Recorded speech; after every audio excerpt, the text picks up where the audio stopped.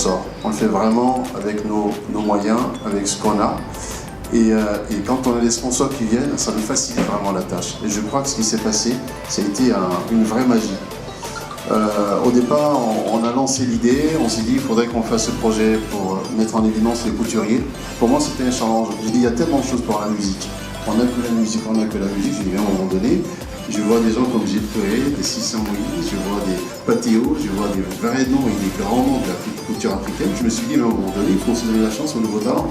Ces gens qui eux aussi rêvent chez eux de devenir des Gilles Touré de demain, des 600 Moïse. Malheureusement, il n'existait pas de plateforme. Les seules plateformes qu'on voyait, c'était juste des défilés. Il n'y avait rien à la télévision. Il n'y avait vraiment pas ce genre de show, de vrais shows où on les mettait en évidence, où on les mettait dans les ateliers, on les mettait vraiment dans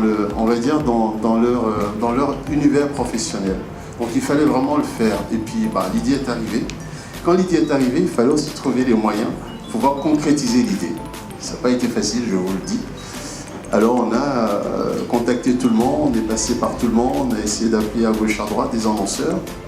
Et puis il y a un annonceur qui nous a dit oui, mais pas de confiance, on ne sait pas, oui, bon, ok, on va voir.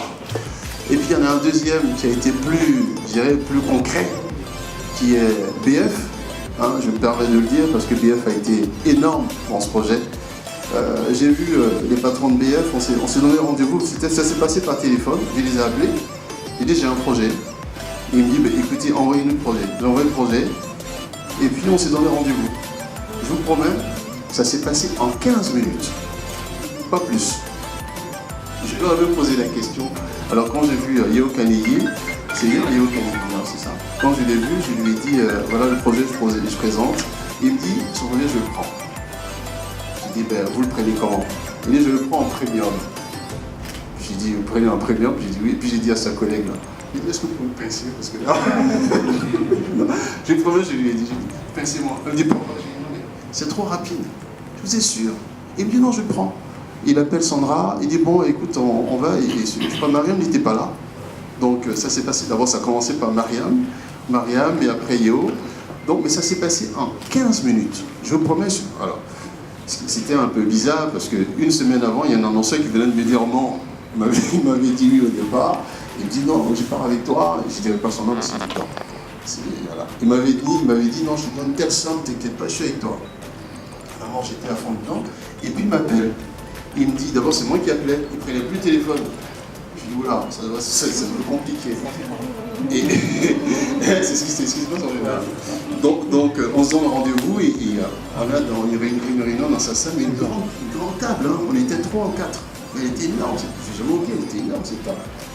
Et donc je lui dis alors on fait quoi? Il me dit non mais tu sais Fred, quand tu avais promis là, on ne pourra plus te donner. Je dis ouais mais vous me donnez, j'ai fait quoi? Il me dit non mais tu sais, ça va être compliqué tout ça. Bon en tout cas on est avec toi, tout ça, vous êtes avec moi, comment? Non on t'accompagne, j'ai dit ok. Et comme je sais que, voilà, donc j'ai dit, bon, écoutez, c'est bien ce que vous me proposez, alors je vous propose autre chose qui n'était pas mal. J'ai dit, bon, je prends ce que vous me proposez, sauf que quand je sors de là, j'ai pas d'annonceur, quoi. Et puis j'étais là, une semaine, j'ai dit, mais je vais faire comment? Je lance l'émission. Et c'est dans la même période, dans la même semaine, que j'envoie un mail à Mariam, je contacte Yeo Kanigi, et BF en moins de 15 minutes, je vous promets, ça s'est passé, mais c'était magique.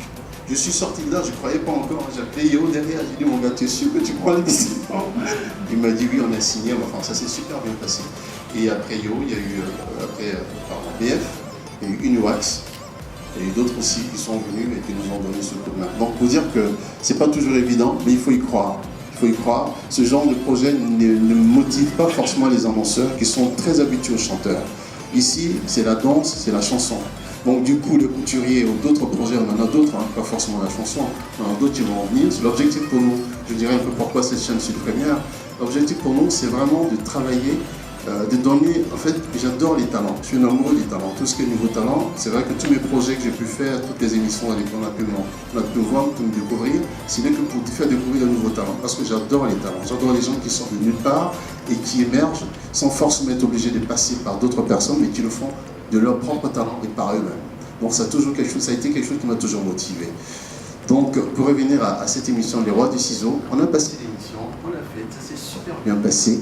Et dans quelques instants, je montrerai les photos de comment les choses se sont enchaînées et tout a été superbe. J'ai eu des jeunes qui ont participé à l'émission. Ben, finalement, c'était très difficile au moment de se quitter.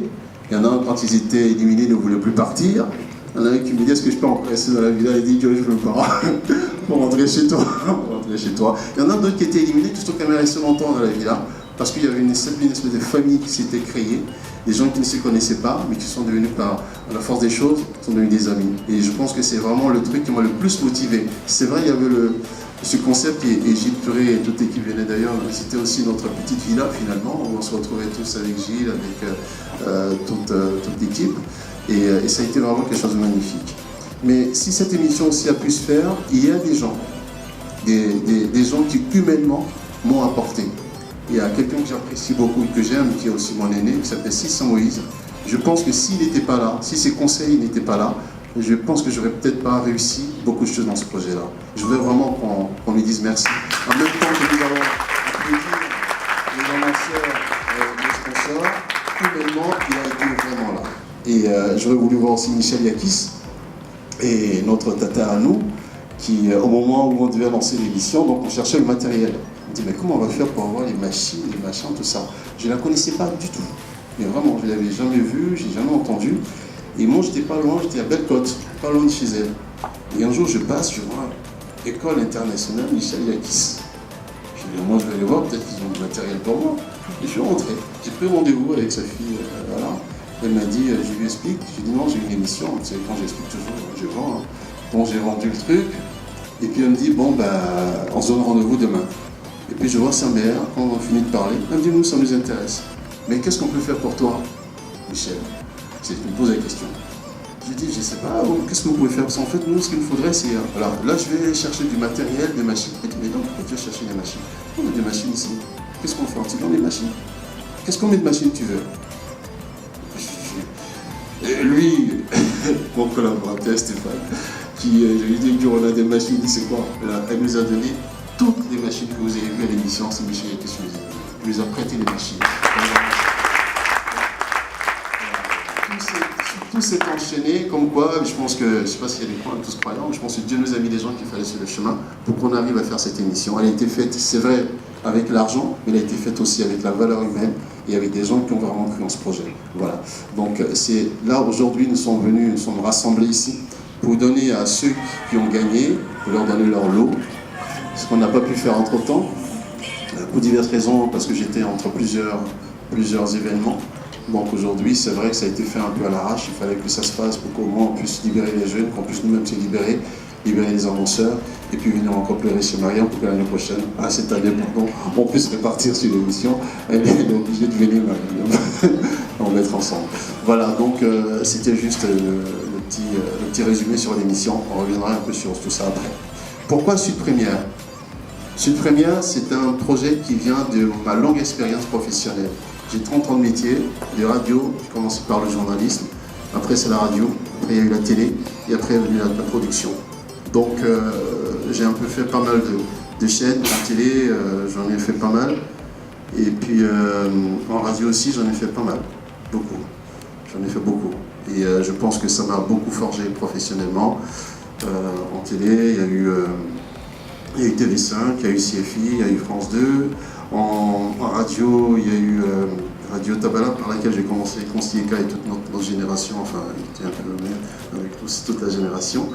Et il y a eu après Voltage FM, il y a eu Latina, il y a eu Média Tropical, et puis il y a eu Africa numéro 1, et puis la dernière que j'ai faite en 2011-2012, RFI. Et puis après RFI, je me suis dit, il faut quand même à un moment donné passer à autre chose, aussi créer quelque chose pour la génération, pour les jeunes, pouvoir changer quelque chose aussi avec eux. D'où la création de cette chaîne. Il n'y a pas de Bolloré derrière, il n'y a pas de président qui finance, il n'y a pas de bruit, il y a juste un gars volontaire, un gars téméraire. C'est un mot que j'ai appris aujourd'hui d'ailleurs, quelqu'un qui m'a dit, qui m'a écrit ça, une personne que j'aime beaucoup, qui m'a dit, je sais que j'ai confiance en ta témérité. Donc c'est vrai que quelqu'un de téméraire, que je suis, je me suis dit qu'il fallait aussi lancer ce projet-là. Donc ce projet est venu un peu c'est vraiment au bout des 30 ans de métier, et je me dis on a beaucoup à apporter. Et apporter, ça veut dire quoi? Pour moi, une chaîne de télé, c'est bien le divertissement, mais derrière le divertissement, il faut qu'il y ait ce côté instructif. ce côté éducatif. Ce côté où on se dit, nous, en Afrique, on a beaucoup à prouver. En Europe, les divertissements encore, on peut s'amuser, on peut faire plein de trucs. Mais nous, je pense qu'on a une mission. La mission de conscientiser, la mission d'élever un peu le débat, la mission d'élever des émissions. Ça veut dire que quand on est une émission de divertissement, ça c'est ma vision à moi, je ne dis pas qu'on est là pour éduquer comme on veut, mais quand je prendrai une émission comme celle qu'on a faite aujourd'hui, Les Rois des Ciseaux, on a ce divertissement, mais il faut que dans le fond, la forme reste divertissement, mais il faut que le fond nous apporte quelque chose. Il faut que celui qui regarde cette émission dise « Ah, on apporte quelque chose ». Quand on fait par exemple une émission... C'est aussi intéressant ce que je dis là, c'est bien. Voilà. Quand on fait une émission de musique aussi, c'est pareil. Et on en a d'autres qui vont venir, d'autres émissions qui vont venir. On aura quelques petits divertissements qui ne seront pas forcément très instructifs, mais qui vont être aussi divertissants. Voilà. On ne va pas tout non plus rester dans le sérieux. On va déconner un peu, on va dégamer un peu. Et c'est vrai que notre objectif, c'est vraiment de rester dans cette ligne-là. On en a pas mal de projets qui arrivent. Et pour la chaîne, la petite histoire, j'ai cité tout le monde, je ne vais pas oublier la RTI. Parce que si cette émission va connaître un essor et aussi une importance dans le pays, c'est aussi parce que la RTI a accepté le projet. Il y a beaucoup qui viennent avec des projets, c'est pas parce que c'est Ephraim Yupo, il y en a beaucoup qui viennent avec des projets et qui n'ont pas leur place. Vous savez, quand on devient responsable dans une chaîne de télévision, c'est en ce moment-là qu'on comprend que tous les projets ne sont pas, même qui peuvent être très bons, mais c'est pas parce qu'ils sont très bons qu'ils peuvent être aussi sur notre grille. Parce que la grille a sa couleur, il faut respecter la couleur de la grille. Tu peux venir devant. Isabelle, tu peux venir. Sinon, j'ai dit tout le monde te regarde, tout de suite.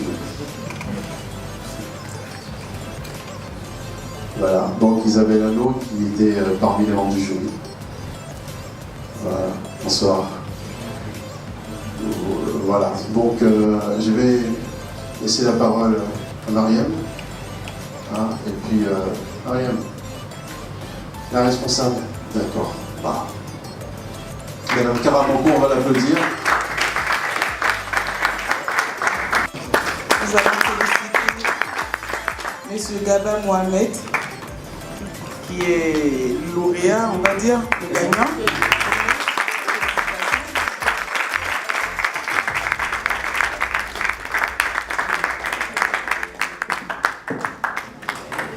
Aussi ajouter que, hormis les 500 000 qu'il reçoit, on applaudit très fort parce que c'est énorme, il reçoit de la part de Unilever, il reçoit aussi un atelier clé en main de la part de Uniwax.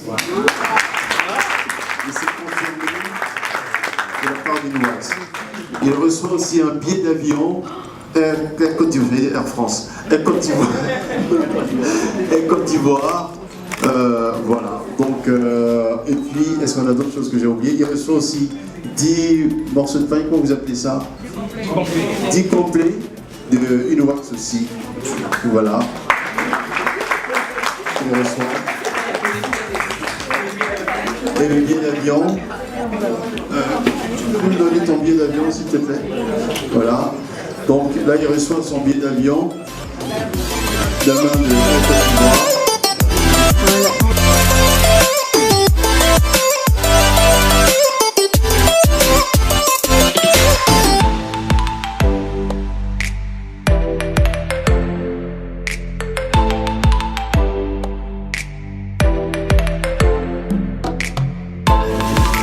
Fofana Ibrahim, c'est le plaisir.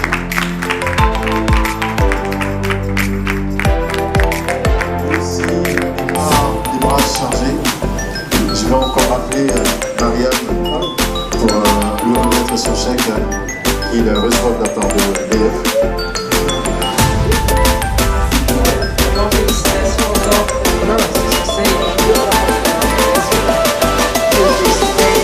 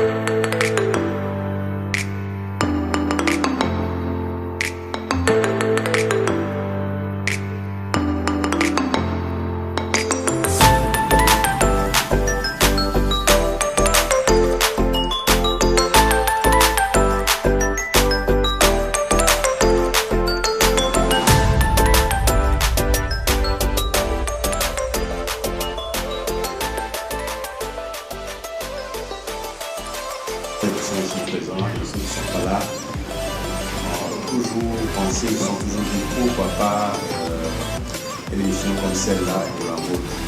La mode est une activité qui est laissée pour compte dans beaucoup de domaines. Et les personnes se battent pour l'inclusion, l'évolution de la mode. Parmi ces personnes-là, nous avons entendu ici Isabelle Allo, qui a fait beaucoup pour la mode ivoirienne et africaine. Je fais donc en boîte le pas, mais à travers une émission de télé-réalité.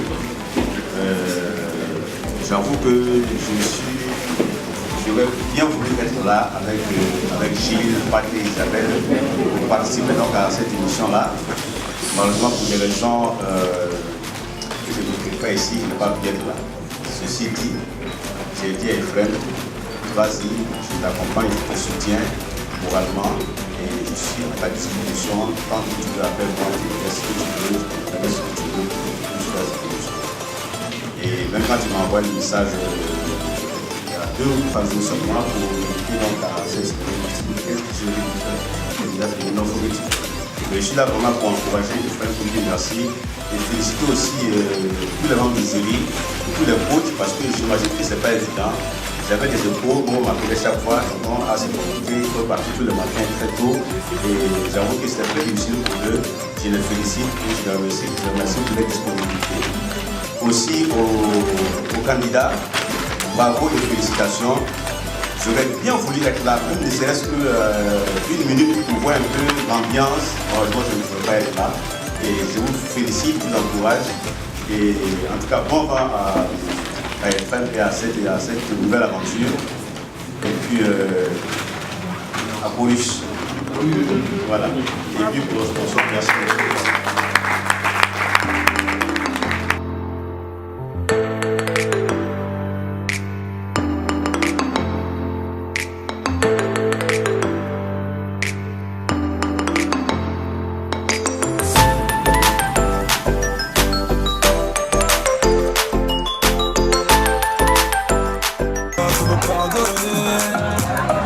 Et dans sa tête c'est pas comme pas de danse de cacou.